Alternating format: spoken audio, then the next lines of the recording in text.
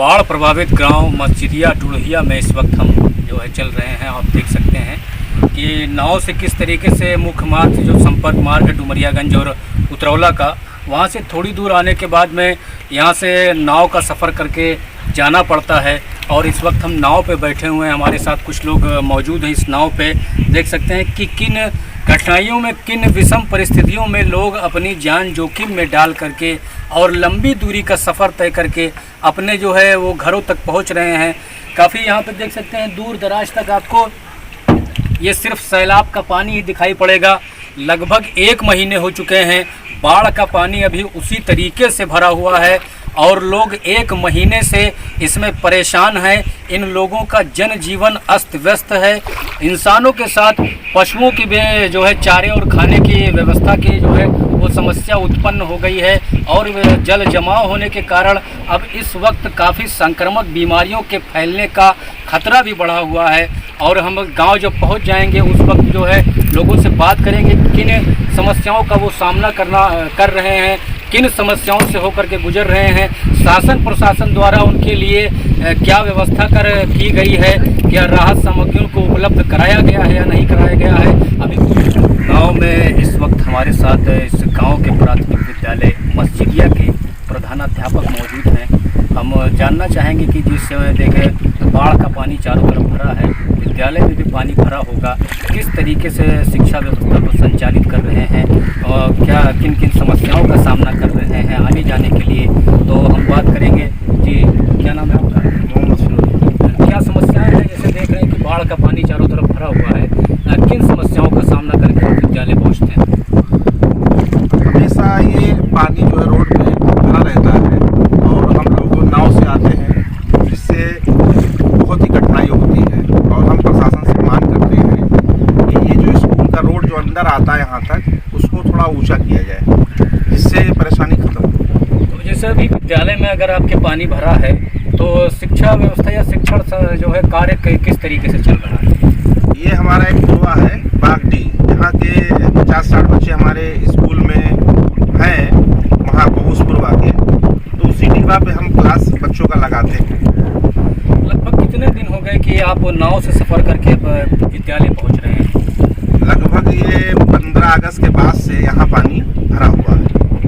लगभग 20 से 25 मिनट का नाव में सफ़र करके हम ग्राम मस्जिदिया डुड़हिया में पहुंच चुके हैं।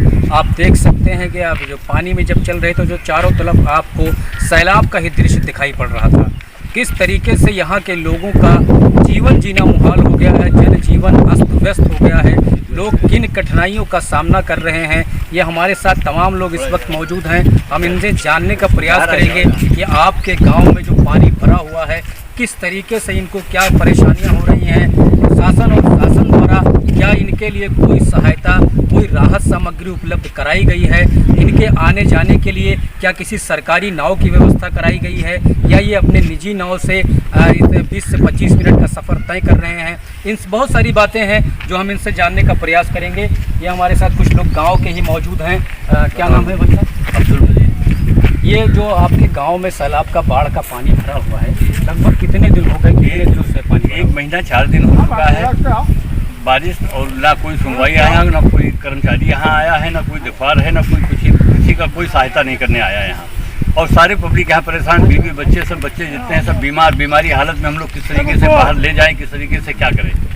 अब देखिए यहाँ अगर यहाँ पे कोई बीमार हो जाता है तो जैसे चारों तरफ पानी भरा हुआ है, नाव से आप लोग आते जाते हैं। जी हाँ, नाव इस तरीके से उनको जो है अस्पताल या किसी शहर में पहुँचाएं। अब उठा के यहाँ लाते हैं, हल्के जो जहाँ नाव लगती है वहाँ नाव पे हम लोग यहाँ डालते हैं, वहाँ उठा के फिर लेके जाते हैं। बीवी आप समझ लीजिए बच्चे हैं तो गोद में लेके चले आते हैं। और बीवी औरतें हैं, इनको क्या करें, जो नहीं छूने लायक है उसकी शासन जो है तमाम प्रकार के दावे कर रही है कि उनको सहायता किट उपलब्ध कराया जा रहा है। धरातल पे क्या उसकी सच्चाई है?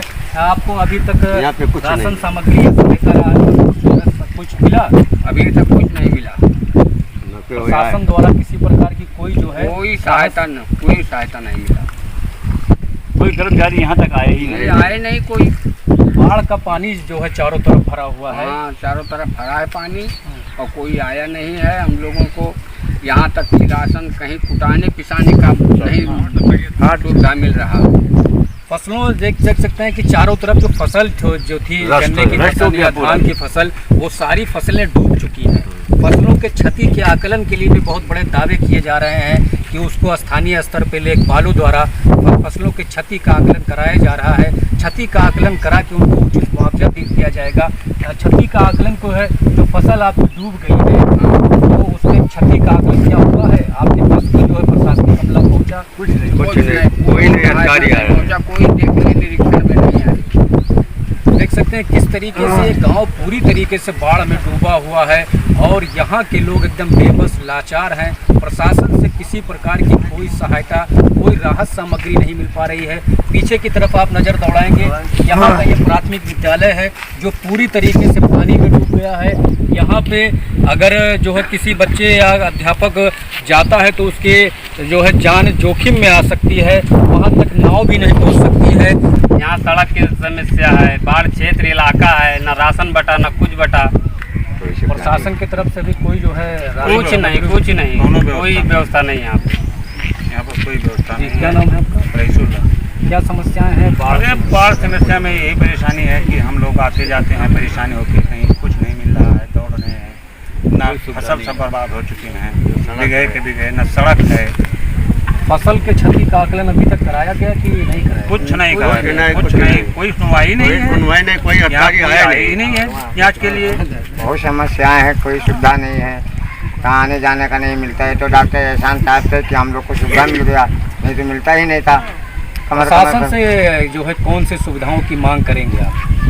क्या करेंगे? प्रशासन कोई अधिकारी आए तो उससे सवाल करें, जब कोई अधिकारी नहीं आ रहा है। क्षेत्र में कोई अधिकारी नहीं आया, कोई आया ही नहीं। लगभग 1 महीने बीत चुके हैं बाढ़ के पानी से आप लोग घिरे हुए हैं। अभी तक यहाँ पे कोई अधिकारी हाल जानने के लिए नहीं आया, कोई आया ही नहीं आज तक। मेरे बलरामपुर जिले में नहीं कोई आया है, सिद्धार्थ नगर में सब लोग आके देख गए हैं, जो उनका हो सपरा है सब वो बंटवा चुके हैं और उल्ली पढ़ के लेके गए।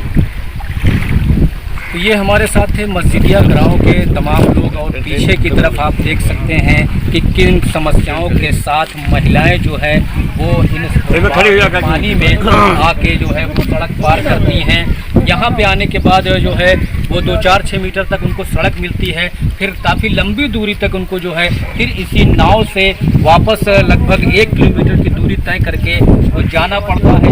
इस नाव से कम 20 से 25 मिनट लग जाते हैं सड़क तक पहुँचने के लिए। ये नाव जो है विधानसभा क्षेत्र उतरौला के जो दावेदार हैं, डॉक्टर एहसान खान समाज सेवी हैं, लोकप्रिय चिकित्सक हैं, वो भी हम आपको दिखाना चाहेंगे कि वो इस समय इनका घर जो है वो हमारे पीछे की तरफ है और हमारे साथ डॉक्टर एहसान साहब जुड़ चुके हैं, आ चुके हैं। तो मैं डॉक्टर साहब से जानना चाहूँगा कि जिस तरीके से आपका क्षेत्र बाढ़ प्रभावित गाँव है, तमाम प्रकार की समस्याओं का लोग सामना कर रहे हैं, आप जानकारी ये मिली कि प्रशासन द्वारा अभी तक किसी प्रकार की कोई सहायता राशि या राहत सामग्री उपलब्ध नहीं कराई गई, इस पर क्या कहना चाहेंगे आप? बहुत बहुत शुक्रिया मीडिया बंधु। अभी मुझे पता चला कि हमारे गांव बढ़िया मस्जिदिया में मीडिया के कुछ लोग आए हुए हैं, तो बड़ी खुशी हुई कि आप हमारे यहाँ आए और जो हालात आप देख रहे हैं। असल में हमारा ग्राम सभा 4 गांव का है, हमारे 3 गांव जो है इस पार हैं और एक गांव हमारा जो है हसनगढ़ पड़ता है, वो नदी के उस पार जो है सिद्धार्थ नगर में पड़ता है। तो ये चारों गांव हमेशा जो है बड़े मुतासिर रहते हैं बाढ़ पीरियड में और बड़ी समस्याओं का सामना करना पड़ता है। सबसे बड़ी बात तो ये है कि हमारा विधानसभा का जो रोड साइड या आसाम रोड है उसके इधर उत्तर के साइड जितने भी गांव पड़ते हैं वो सब जो है तराई क्षेत्र में आते हैं और हमेशा जो है बाढ़ के प्रभावित हो जाते हैं। और इन समस्याओं का समाधान बड़ा मुश्किल है कि लोकल लेवल पे हो पाए। ये बहुत बड़ी मतलब एक पॉलिसी होगी, जब तक सेंट्रल गवर्नमेंट या स्टेट गवर्नमेंट नहीं चाहेगी तब तक ये इस चीज़ से निजात पाना बड़ा असंभव काम है, संभव नहीं है। तो सबसे बड़ी बात तो ये इस वक्त जो हमारा एक गांव है तकिया नूरलिया पड़ता है, इधर जो है मस्जिदिया पड़ता है, एक हमारा गांव जो है नदी उस पार पड़ जाता है। तो ये समस्याएं तो बहुत है, चारों गांव घिरा हुआ पानी से।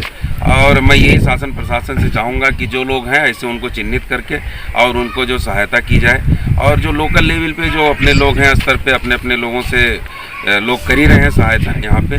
और मैं यही चाहूँगा कि अच्छा ये गांव मेरा जो है सिद्धार्थ नगर का ये पड़ता है, जो बॉर्डर के उस साइड का सिद्धार्थ नगर का, लेकिन हमारे विधानसभा क्षेत्र में एक गाँव परसोइया सदानंद अब वहाँ पे जो है उस सिद्धार्थ नगर की तरफ से वहाँ से शासन प्रशासन ने आके पूरे गांव को जो है राशन पानी बंटवाया। तो इसलिए हमारे यहाँ की ग्राम सभा में बड़ी आक्रोश है कि वहाँ की जनता को मिल गया, सिद्धार्थ नगर के हमारे बलरामपुर की जनता को नहीं मिला। तो इसके लिए बड़ा दुख है। अपने शासन प्रशासन में मैं यही कहना चाहूँगा कि यहाँ भी सारे लोगों को चिन्हित किया जाए, और जो ऐसे परिवार हैं जिनका मतलब फसल खराब हुआ है, जिनके घर डूब गए हैं, जिनके घरों में पानी चला गया है, उनको शासन प्रशासन में चाहूँगा कि उनको जो है सरकारी सहायता मुहैया कराई जाए। शुक्रिया। 2005 से आप जो है समाज सेवा में निरंतर जो है कार्यरत हैं, लोगों की काफ़ी जो है सेवाएं कर रहे हैं, और आपका गांव इसमें चिकित्सीय पेशा से जुड़े हुए हैं। इस समय सैलाब का पानी भरा हुआ है, जल जमाव की स्थिति जो है जब कम होने के साथ तमाम संक्रामक बीमारियों का फैलने का खतरा भी बना रहेगा। इस पे जो है क्या सरकार से आप कहना चाहेंगे, स्वास्थ्य विभाग से क्या कहना चाहेंगे कि गांव में संक्रामक बीमारी ना फैले, उसके लिए आप क्या जो है सलाह देना चाहेंगे, क्या मांग? मैं यही चाहूँगा कि जो सरकार की क्लोरीन की गोलियाँ आती हैं, तमाम तरीके के छिड़काव हुए जाते हैं कि जिससे बैक्टीरिया को मारा जा सके, और कोई जो है ऐसी बीमारी ना फैलने पाए जो पूरी तरीके के गांव को चपेट में ले ले। डायरिया हो गया, बुखार हो गए, मलेरिया हो गया, इस तरीके के, तो उसको जो है सरकारी तंत्र से मैं ही कहना चाहूँगा कि उसके उपाय के लिए सारी दवाओं को बंटवा दें यहाँ पे हमारे पूरे ग्राम सभा में। दूसरी चीज़ हम डॉक्टर साहब एक जो है इससे अलग हट के बात करेंगे, क्योंकि आप अब राजनीति में भी सक्रिय हो गए हैं और उतरौला विधानसभा से टिकट भी मांग रहे हैं, समाजवादी पार्टी के नेताओं में गिने जाते हैं। तो इस पे आप क्या कहेंगे कि आपने जो है स्वास्थ्य के बाद जो है शिक्षा में कदम रखा, वहाँ पे भी बुलंदियों के झंडे गाड़े, उसके बाद अब क्या ऐसी ज़रूरत पड़ गई कि आप राजनीति में आके लोगों की सेवा करना चाहते हैं? असल में जिस भी मैं पेशे से जुड़ा हूँ वो समाज से ही जुड़ा हूँ, चाहे वो चिकित्सा हो, चाहे वो शिक्षा हो, चाहे वो राजनीति हो। तीनों ऐसा पेशा हो कि वो समाज से जुड़ने वाला है, और समाज में जुड़ के मैं काम कर रहा हूँ। अब पहले मैं स्वास्थ्य में आया, लोगों की मोहब्बत और मेहनत, हमारी मेहनत और लोगों की दुआओं ने मुझे उस लायक बनाया। फिर मैं शिक्षा में आया, और शिक्षा में अभी बहुत कुछ करने की ज़रूरत है। अभी तो मेरा सिर्फ एक इंटर कॉलेज, एक प्राइमरी कॉलेज है, लेकिन आगे भी आप लोगों की दुआएं रही तो और कुछ उसको आगे भी ले जाया जाएगा। राजनीति की बात रही, बाकी मेरा जो काम है मैं कर ही रहा हूँ समाज में, बाकी तो जनता का काम है, और अपनी मोहब्बतों से, अपनी दुआओं से वही नवाजेगी। अगर पार्टी आपको टिकट देती है तो किन आधार पे आप विधानसभा चुनाव का लड़ेंगे? असल में हमारे यहाँ तो बहुत सारे मुद्दे हैं, सारे मुद्दे चाहे स्वास्थ्य हो, चिकित्सा हो, शिक्षा हो, सारे मुद्दे हैं। उसी मुद्दे पे चुनाव लड़ा जाएगा। कोई जात धर्म का मुद्दा नहीं होगा, सारा मुद्दा हमारा जो है विकास का ही है।